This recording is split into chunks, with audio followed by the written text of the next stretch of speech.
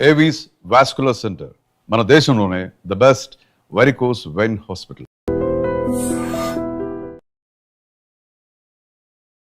Welcome to iDream media.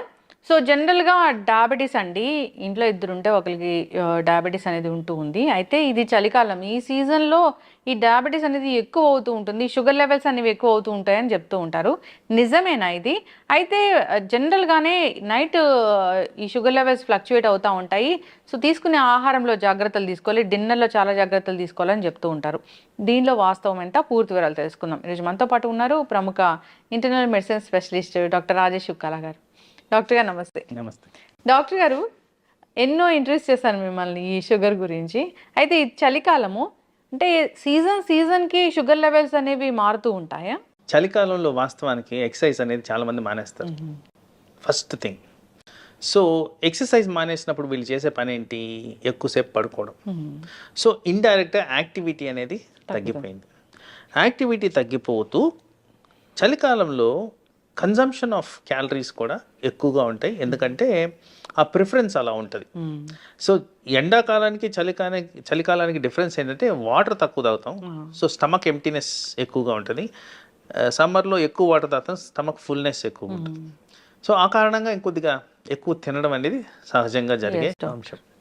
So ఈ కారణంగా sugar అనేది ఎఫెక్ట్ అవుతుంది. ఓకే, జనరల్గా ఈ లెవెల్స్ ఉంటే ఇది నార్మల్ షుగరు అనడానికి ఏముంది డాక్టర్ గారు? ఎట్లా మనం చెప్తాము?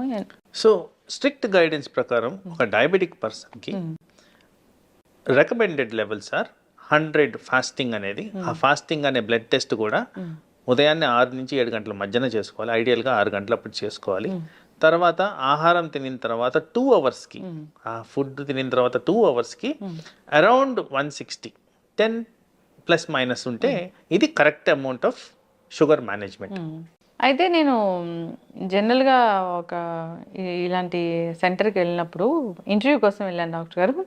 అక్కడ డాక్టర్ అడుగుతూ ఉన్నారు ఏంటంటే పేషెంట్ని, షుగర్ లెవెల్స్ ఎక్కువ వచ్చాయి, రాత్రి ఏం తిన్నావు అని. అంటే రాత్రి ఏం తిన్నది ఫాస్టింగ్ బ్లడ్ షుగర్ మీద చూపిస్తుందా ప్రభావం?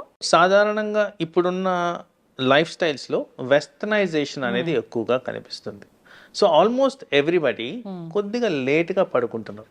ఎవ్రీవన్, ఒకరని చెప్పడానికి లేదు, అందరూ కూడా లేట్గా పడుకుంటున్నారు. సో లేట్గా పడుకునే ప్రక్రియలో మనం చేసేది ఏంటంటే లేట్గా భోజనాలు తినడం కూడా. అండ్ లేట్గా భోజనం తినడమే కాకుండా కొద్దిగా high calorie food or consumption of calories కూడా ఎక్కువగా రాత్రులే. ఇప్పుడు ఎవరైనా డే టు డే యాక్టివిటీస్ తీసుకుంటే, ఎవరైతే కాన్షియస్గా లేరో పొద్దున మధ్యాహ్నం కన్నా రాత్రులు కాస్త ఫుడ్ కన్జంప్షన్ ఎక్కువగా ఉంటుంది. సో ఇవే కాకుండా మనం ఇదివరకు అనుకున్నట్టు మానసిక ఒత్తిడులు అనేవి పెరుగుతూ వస్తున్నాయి. ప్రతి ఒక్కరికి స్ట్రెస్ అనేది ఎక్కువ ఉంటుంది, నిద్ర అనేది లోపిస్తుంది. సో నేను చెప్పదలుచుకుంది, డయాబెటీస్ అనేది ఒక హార్మోన్ ద్వారా రెగ్యులేట్ అయ్యే కండిషన్. ఇంత చేంజెస్ వచ్చినప్పుడు ఈ హార్మోనల్ ఇంబ్యాలెన్స్ కూడా తప్పుదోవ పడుతుంది. ఆ కారణంగా ఈ ఫాస్టింగ్ షుగర్ అనేది ఫ్రీక్వెంట్గా ఎక్కువగా కనిపిస్తుంది. ఓకే, అయితే ఫాస్టింగ్ షుగర్ ఎక్కువగా కనిపిస్తే దాన్ని బేస్ చేసుకొని మందులు రాస్తారా, లేదంటే దానికి కూడా ఏమైనా 24 hours మానిటరింగ్ అట్లా ఉంటుందా డాక్టర్ గారు? ఇప్పుడు డివైజెస్ అనేవి చాలా వచ్చున్నాయి. ఇప్పుడు కంటిన్యూస్ బ్లడ్ షుగర్ మానిటరింగ్ అనేది చాలా కామన్గా వాడుతున్నాం. దీన్ని CGM అంటాం. ఈ CGM అనేది ఇప్పుడున్న అవైలబుల్ డివైజెస్లో కనీసం 14 రోజుల వరకు కంటిన్యూస్గా మానిటర్ చేసే విధంగా ఉంటుంది. ఏ టైంలో ఎక్కువ అవుతుంది, ఏ టైంలో తక్కువ అవుతుంది అన్ని డేటా చూపించేస్తూ మీకు అలారమ్స్ ఇస్తూ కూడా ఇది ఫంక్షనింగ్ అనేది జరుగుతుంది.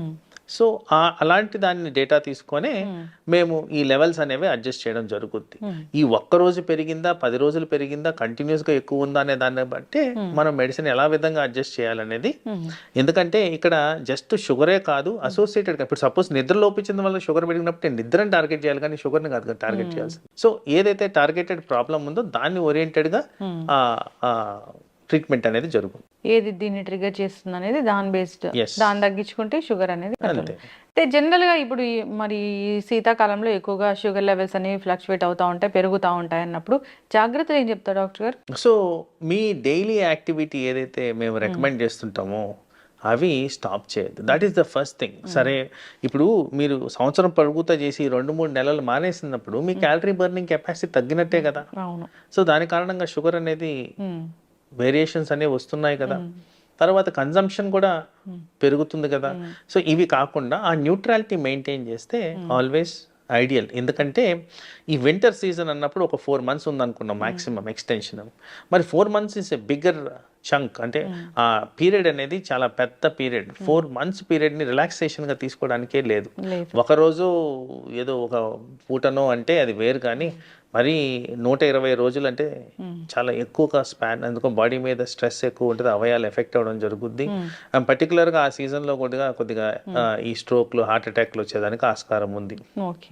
డయాబెటీస్ వల్ల కూడా స్ట్రోక్ వస్తుందా? ఓ 100%. Diabetes is the commonest reason for heart attacks in India. Commonest reason. So ఎక్కువ శాతం హార్ట్ అటాక్స్ ని మనం అనలిటికల్గా తీసుకుంటే డయాబెటిక్ రిలేటెడే ఉంటున్నాయి. ఏం జరుగుతుంది డాక్టర్ గారు? ఇప్పుడు షుగర్ ఎక్కువైంది, అది హార్ట్ మీద ఎట్లా జరుగుతుంది? సో వీటన్నిటికీ ప్రైమరీ కారణం కొలెస్ట్రాల్ లెవెల్స్. ఎప్పుడైతే క్యాలరీస్ పెరుగుతున్నాయి అంటున్నానో ఆ ఎక్సెస్ అమౌంట్ ఆఫ్ క్యాలరీస్ ఏమవుతుంది బాడీలో ఫ్యాట్ రూపంలో తయారవుతుంది. కొలెస్ట్రాల్ అంటే ఏంటి? ఫ్యాటే. సో ఆ ఫ్యాట్ కారణంగా ఈ రక్తనాళాల్లో బ్లడ్ సరఫరా ఆగిపోవడం, ఆ కారణంగా బ్లడ్ సప్లై ఎక్కడైతే లోపిస్తుందో పర్టికులర్గా బ్రెయిన్ అండ్ హార్ట్కి ఎఫెక్ట్ అయ్యి స్ట్రోక్ అనేది వచ్చేదానికి ఆస్కారం ఉంది. ఇండైరెక్ట్ గా చూసుకుంటే ఈ హై షుగర్ లెవెల్స్ వల్లే ఇదంతా జరుగుతుందని సైంటిఫిక్ రుజువులు ఉన్నాయి. ఓకే డాక్టర్ గారు, ఇప్పుడు ఎవరైనా ఈ షుగర్ టాబ్లెట్స్ రాసినప్పుడు షుగర్ ఉన్న వాళ్ళకి బిఫోర్ ఫుడ్, ఆఫ్టర్ ఫుడ్ అలా ఇస్తూ ఉంటారు డాక్టర్స్. కొందరు బిఫోర్ ఫుడ్ తీసుకుంటే మాకు పడట్లేదు, ఆఫ్టర్ ఫుడ్ తీసుకుంటామని తీసుకుంటూ ఉంటారు. అది మంచిదేనా అండి? సో ఐడియల్గా ఇది customisation to the patient need మీరు చెప్పే థింగ్. సో ఐడియల్గా ఎప్పుడన్నా ఒక సబ్స్టెన్స్ మనం ఒక దాన్ని కంట్రోల్ చేయడానికి ఇవ్వాలి అంటే బిఫోర్ ఫుడ్ అనేది ఇంపార్టెంట్. ఎందుకంటే అది జీర్ణమయ్యి ఈ షుగర్ లెవెల్స్ స్పైక్ అయ్యే లోపలే అది కూడా ఎఫెక్టివ్గా పనిచేయడం అనేది ఇంపార్టెంట్. సో ఐడియల్గా always sugar tablets before food అనేది ఉండాల్సిన అవసరం ఉంది. అది 10 నిమిషాల 30 నిమిషాలు అనేది డాక్టర్ గారు నిర్దేశిస్తారు. తర్వాత ఎవరికన్నా ఈ జీర్ణాశయానికి సంబంధించిన ప్రాబ్లమ్స్ ఉన్నప్పుడు దాన్ని ఎలా కస్టమైజ్ చేసుకోవాలో వాళ్ళ సూచనల సలహాల మేరకు ఫాలో అయితే సరిపోతుంది. ఎస్. కానీ అయితే చాలా పెద్ద మీ మీద కంప్లైంట్ ఏముంటుందండి డాక్టర్స్ మీద? నాకు షుగర్ వచ్చింది కానీ డాక్టర్ గారు ఏమో నాకు ఇన్ని టాబ్లెట్ రాశారు, ఓన్లీ ఒక షుగర్ టాబ్లెట్ రాస్తే సరిపోతుంది కదా, కొలెస్ట్రాల్ రాశారు, మల్టీవిటమిన్ రాశారు, ఇలాంటివన్నీ ఎందుకు రాశారు అని అంటూ ఉంటారు. ఎందుకు డాక్టర్ గారు? డయాబెటీస్ అనేది ఒక్క షుగర్కి సంబంధించిన వ్యాధే కాదు, పలు అవయాల్ని ఎఫెక్ట్ చేసే వ్యాధి అది. అండ్ నేను ఇదివరకు చెప్పినట్టు హార్మోనల్ ఇంబ్యాలెన్స్ కారణంగా వచ్చేదే ఇది. డయాబెటీస్ రాకముందు జరిగే అంశం ఏంటంటే పర్టికులర్గా టైప్ 2 డయాబెటీస్లో ఉబకాయం అనేది ఆల్రెడీ ఎస్టాబ్లిష్డ్. ఉబకాయం అనగా మెజారిటీ ఆఫ్ పేషెంట్స్లో ఫ్యాట్ కాన్సన్ట్రేషన్ పెరిగితేనే వచ్చేది ఉబకాయం. సో డైరెక్ట్గా ఊబకాయం గురించి మాట్లాడితే ఈ కొలెస్ట్రాల్స్ పెరిగిన దాని కారణంగా ఫ్యాటీ లివర్ అనేది వస్తుంది. అథెరోస్క్లెరోటిక్ బ్లాక్స్ అంటాం, ఏదైతే రక్తనాళాలు బ్లాక్స్ అంటామో ఆ బ్లాక్స్ అనేవి కనపడతాయి. ఆ బ్లాక్స్ ఎక్కడైనా రావచ్చు కండిషన్ బట్టి. అందుకోసం అన్నిటికీ ప్రివెంటివ్గా డయాబెటీస్ని షుగర్ కిందే కన్సిడర్ చేయకుండా డయాబెటీస్ వల్ల వచ్చే ఎండ్ ఆర్గన్ డ్యామేజ్ ప్రివెన్షనే ఇప్పుడు మేము ఫోకస్ చేస్తున్నది.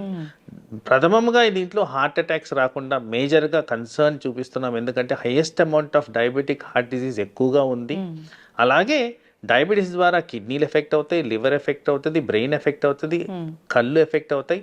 వీటిలన్నింటినీ కవర్ చేస్తూ మెడిసిన్స్ ఇవ్వాలి కాబట్టి పలు రకాల మెడిసిన్స్ ఇవ్వడం జరుగుద్ది. అది కూడా పేషెంట్ కండిషన్ బట్టి. ప్రతి ఒక్కరికి అన్ని మందులు రాయడం జరగదు, కానీ సాధారణంగా ఎవరికైతే సరిగ్గా కంట్రోల్ ఉండదో, ఎవరికైతే అవయాలు ఎఫెక్ట్ అవుతున్నాయో వాళ్ళల్లోనే నంబర్ ఆఫ్ టాబ్లెట్స్ పెరిగేదానికి ఆస్కారం ఉంటుందండి. ఎస్. అయితే డాక్టర్ గారు, చాలామంది డైట్తోని మేము డయాబెటీస్ తగ్గిస్తాము అంటున్నారు. చాలా వీడియోస్ నేను కూడా చేశాను ఈ డైట్ చెప్పే వాళ్ళతోని. నిజమేనా అండి డైట్ తోని డయాబెటిస్ అనేది? దాంట్లో రాకెట్ సైన్స్ లేదు కదండి, ఇట్స్ కామన్ సెన్స్. మనము ఈ షుగర్ ప్రొడ్యూసింగ్ సబ్స్టెన్సెస్ తినకపోతే ఇంకా షుగర్కి ఎందుకు మనం ట్రీట్మెంట్ ఇవ్వాలి? అది దాంట్లో పెద్ద నాకు ఆశ్చర్యం కూడా లేదండి. బేసిక్లీ మీరు షుగర్ డిప్రైవ్డ్ ఫుడ్ కానీ తింటే మీకు మెడిసిన్ అవసరం పడదు. Okay. So as it is ఇప్పుడు ఒక ఫ్యాట్ కంటెంట్ తిందాం అనుకోండి, ఫ్యాట్ ఒక్కటే తిన్నప్పుడు మీకు షుగర్ లెవెల్స్ పైకే కావు.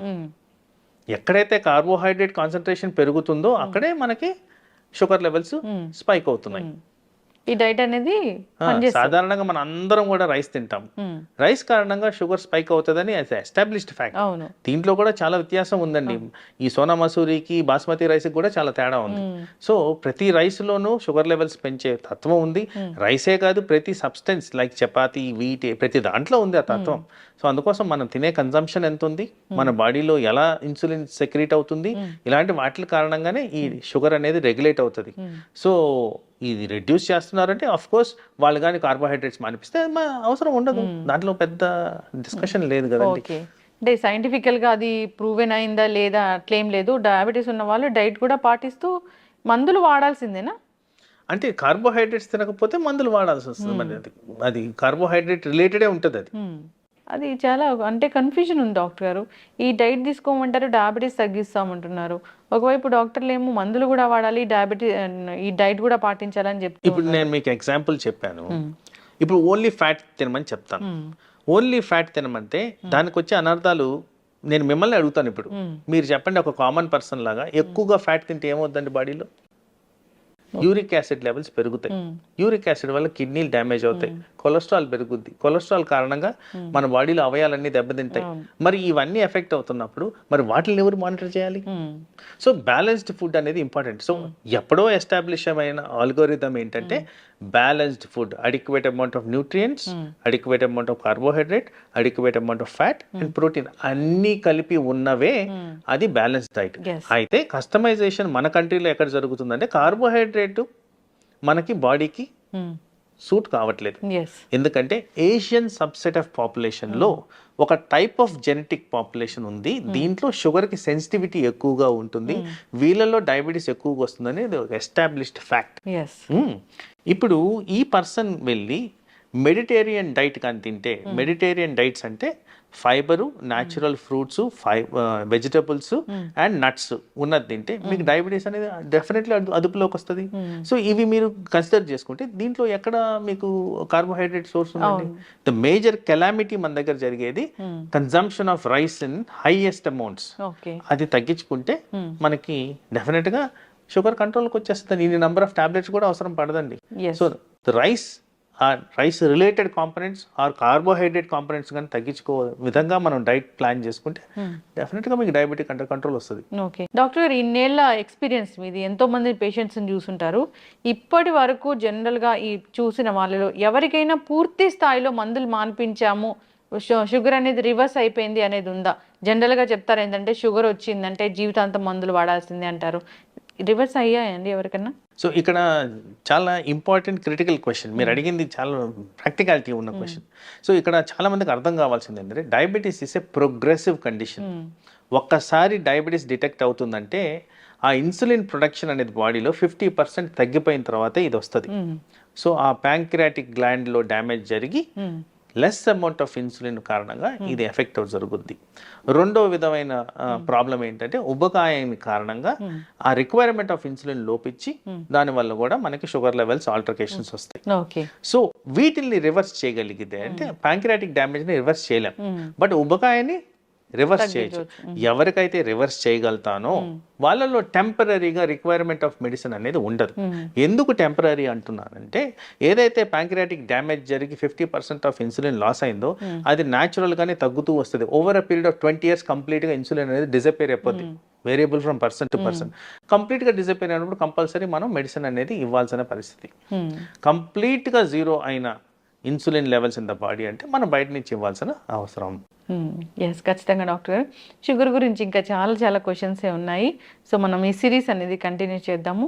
షుగర్ గురించి ఏదైనా ఇబ్బంది పడుతున్న వాళ్ళు, టాబ్లెట్స్ గురించి కావచ్చు, ఇంకా ఏదైనా డౌట్స్ ఉంటే ఒకసారి మిమ్మల్ని కాంటాక్ట్ చేయాలని కోరుకుందామండి. చాలా చక్కటి ఇన్ఫర్మేషన్. ధన్యవాదాలు. నమస్తే.